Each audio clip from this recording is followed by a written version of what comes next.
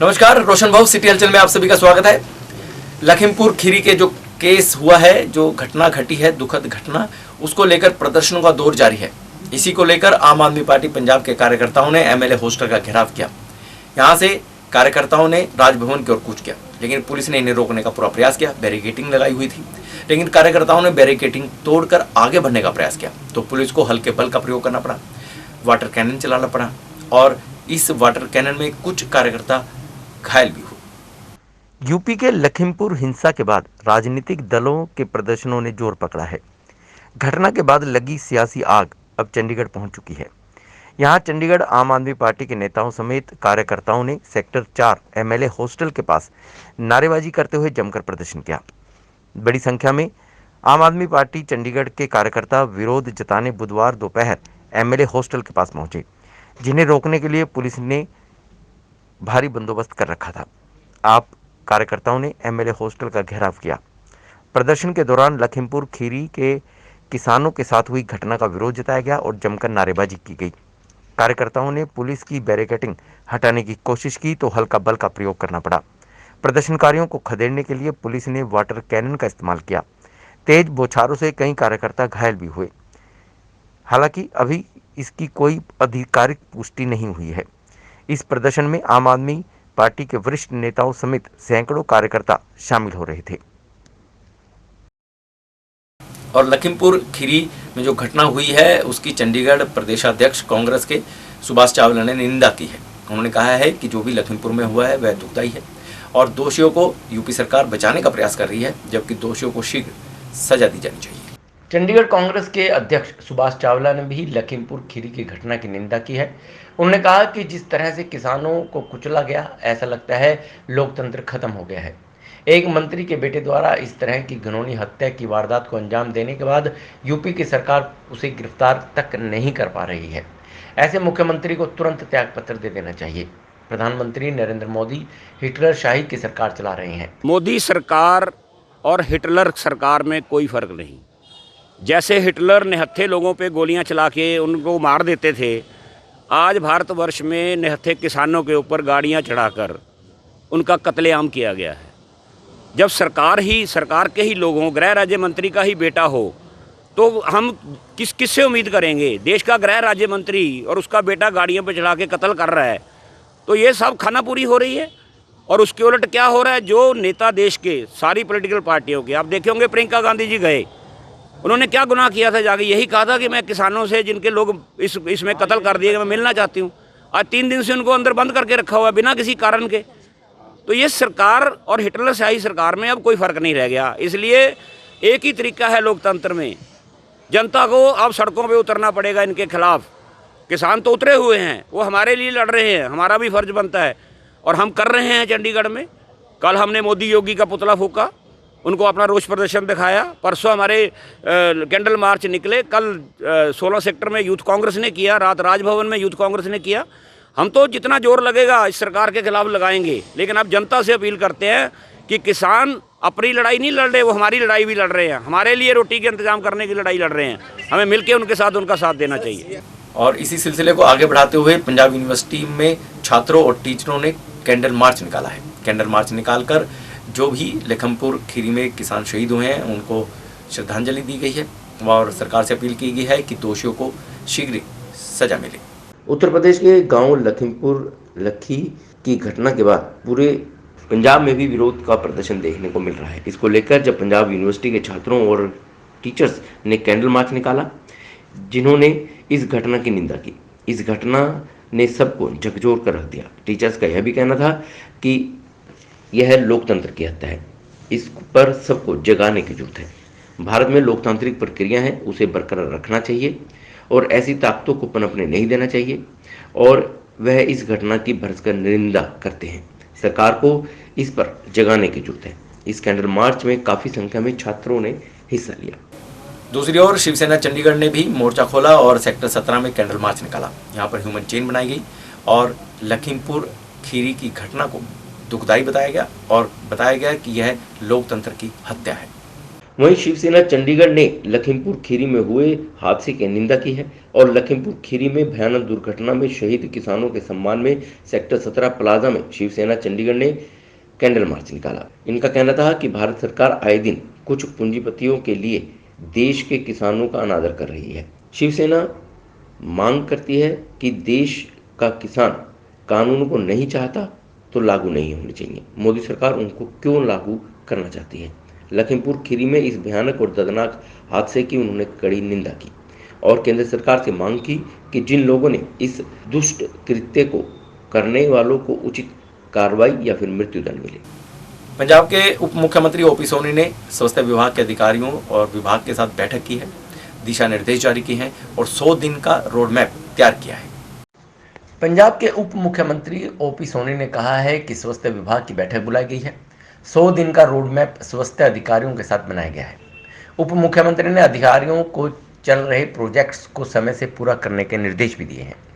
Civil अस्पतालों के विकास पर फोकस करने की बात भी कही गई है। वहीं उत्तर प्रदेश के लखीमपुर खीरी की घटना की निंदा भी उन्होंने की है। साथ ही उन्होंने कहा कि कृषि कानूनों को वापस लेने की केंद्र सरकार को पहल करनी चाहिए। फेस्टिवल सीजन के मद्देनजर नकली मिठाइयों की रोकथाम के लिए आदेश जारी किए गए हैं। उप मुख्यमंत्री ने कहा कि जिस तरह से फेस्टिवल सीजन चल रहा है, नकली मिठाइयों का बाजार गर्मा जाता है, नकली मिठाइयाँ बाजार में आती है। इसको लेकर सरकार द्वारा आवश्यक दिशा निर्देश जारी कर दिए गए हैं। चंडीगढ़ नगर निगम के दिसंबर माह में चुनाव होने हैं, लेकिन अभी तक वार्ड रिजर्वेशन नहीं हुआ है, जिसको लेकर चंडीगढ़ कांग्रेस ने हल्ला बोला है और डीसी ऑफिस के बाहर धरना प्रदर्शन किया और शीघ्र वार्ड रिजर्वेशन करने की मांग की है। चंडीगढ़ सेक्टर 17 स्थित डीसी ऑफिस के बाहर कांग्रेस ने जमकर प्रदर्शन किया।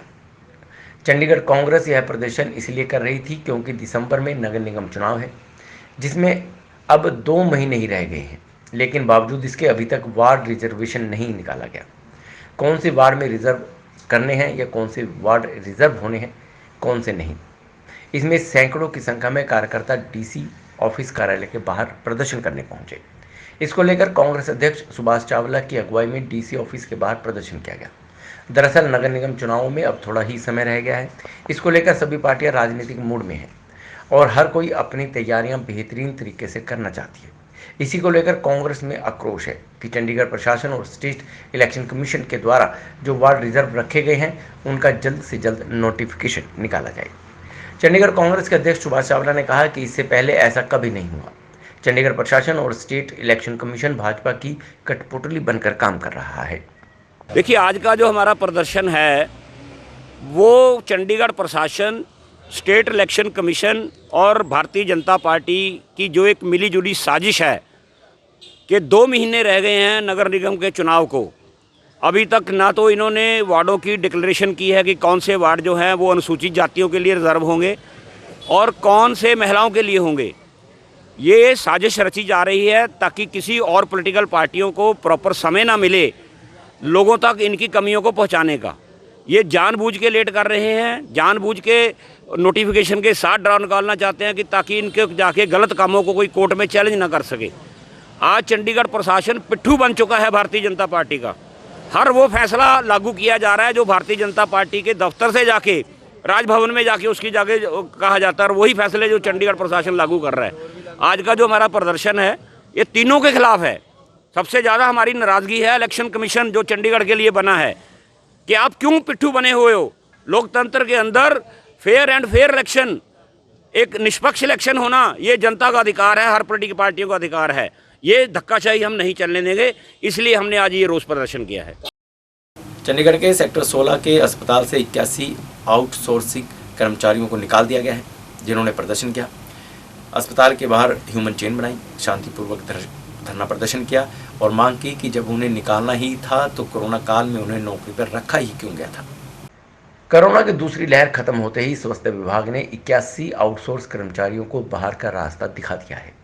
पूर्व निदेशक डॉक्टर अमनदीप कौर कंग ने इन आउटसोर्स कर्मचारियों को दूसरी लहर में बेहतरीन कार्य करने के एवज में अपने कार्यकाल के अंतिम दिन सर्विस टर्मिनेट करने के आदेश थमा दिए।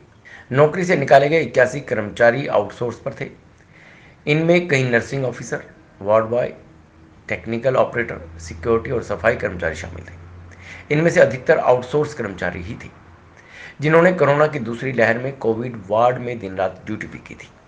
जीएमसीएच 16 से निकाले गए 81 आउटसोर्स कर्मचारियों ने बुधवार को अस्पताल के बाहर मानव चेन बनाकर स्वास्थ्य विभाग के खिलाफ शांतिपूर्ण ढंग से प्रदर्शन किया। कर्मचारियों का कहना है कि जब तक विभाग को 3 महीने बाद नौकरी से निकालना था तो उन्होंने कर्मचारियों की भर्ती ही क्यों न की। पंजाब में भारतमाला के तहत सड़कें बनाई जानी है, जिसके लिए किसानों की जमीन का अधिग्रहण किया जा रहा है, लेकिन जमीन का मुआवजा बहुत कम दिया जा रहा है। इसी को लेकर विधायक एनके शर्मा ने मोहाली की डीसी भारतमाला परियोजना के अधीन अधिग्रहण की जाने वाली किसानों के जमीन के अवार्ड रेट पर ऐतराज करते हुए डेराबस्सी के विधायक एनके शर्मा ने बुधवार को एक मांग पत्र जिले के डीसी ईशा कालिया को दिया।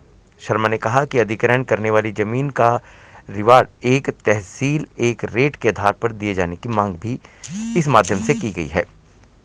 रोड संघर्ष कमेटी पदाधिकारियों ने भी डीसी को पानी की निकासी एवं स्लिप रोड के अलावा 2 हिस्सों में बट रही जमीन तथा सांझी खेवट के बारे में जानकारी दी। बता दें कि किसानों को जमीन का उचित मुआवजा दिलाने की मांग को लेकर बीते दिनों शिरोमणि अकाली दल की ओर से ट्रैक्टर रैली भी निकाली गई थी, जिसमें पूर्व उप मुख्यमंत्री सुखबीर सिंह बादल सहित अन्य वरिष्ठ नेता शामिल हुए थे। विधायक एनके शर्मा ने कहा कि जो जमीन के रेट निर्धारित किए गए हैं वे किसानों के साथ सरासर धक्केशाही है। शर्मा ने कहा कि पार्टी किसानों के साथ खड़ी है, संघर्ष करना पड़ा तो पीछे नहीं हटा जाएगा।